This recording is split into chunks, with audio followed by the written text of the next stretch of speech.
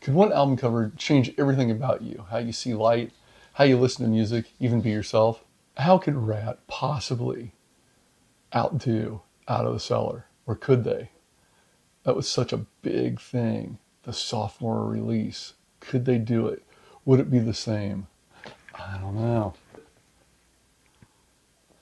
At the time, this record was in my car, in the tape deck, almost nonstop. I almost never took this album out.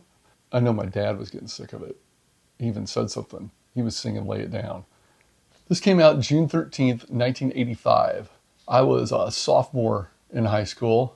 Anticipated this so much. I loved Ratt. Ratt was my band, even more than Dio. I even sort of had a doppelganger back then. Mr. Robin Crosby, rest in peace. We all loved Out of the Cellar when it first came out. I think it hit MTV, and there was just something about that video that really resonated with me.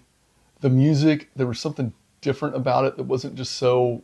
The music was a little sleazier. It was just more rock and roll than metal. There was just something about Ratt that I just fell in love with. It was one of the first times that I'd really heard harmonizing guitars.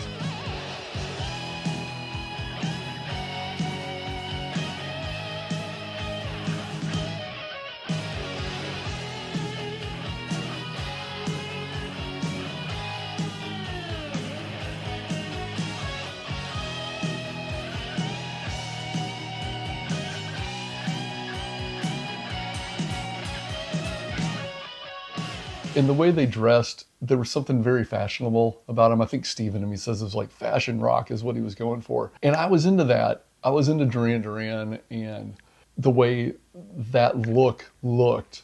But I wanted to be hard rock. And Ratt managed to capture that. They were able to get that kind of new wave-ish fashion rock look, but still have this hard rock edge to them that I absolutely loved.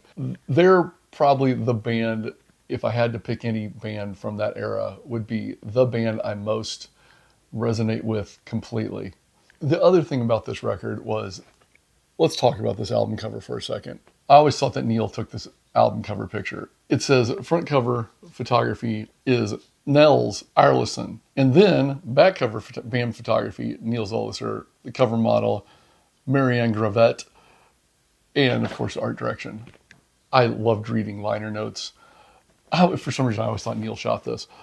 That time, 1985, I was also super into photography. This cover, I thought, was just really cool. I loved the all-white look. That felt different to me than a lot of the albums coming out. There was something very clean about it. Also, the way it was lit, the background fog, her pulling up her 80s socks. Everything about this was just cool to me. I thought the lighting was really interesting, how it was all backlit like that. Then you start looking around, you see the little cameras up in the corner, the idea of invasion of your privacy, the little voyeuristic intent to the whole thing.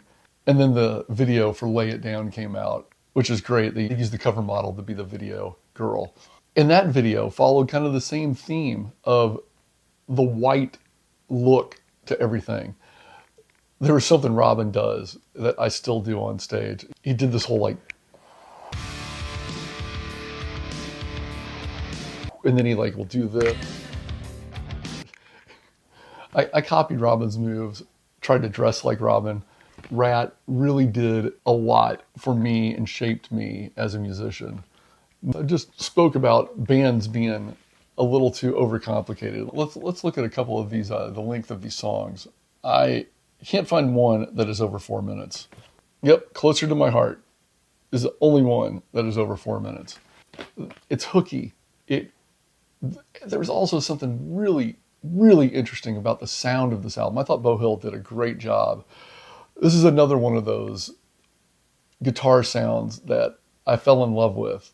You're in Love, Lay It Down, but especially Between the Eyes, Never Use Love, Give It All. There's something just really punchy.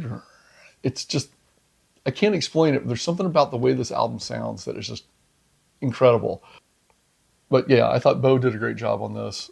Everything sounded amazing. One of my favorite guitars ever, the design of it. And did it piss anybody else off when the guitar player for Britney Fox showed up with the same paint job on a guitar. It's like, that one floored me. I never did understand that. Records rewired me. This one did more than rewired me. It shaped me, and till today, it's still shaping me, shaping the way I write, the way I think about music. Go put this on today.